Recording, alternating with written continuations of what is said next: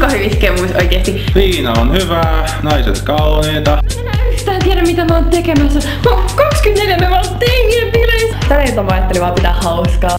Mä tulin vaan hakemaan mun lapsia, et en mä kyllä varmaan sais olla täällä.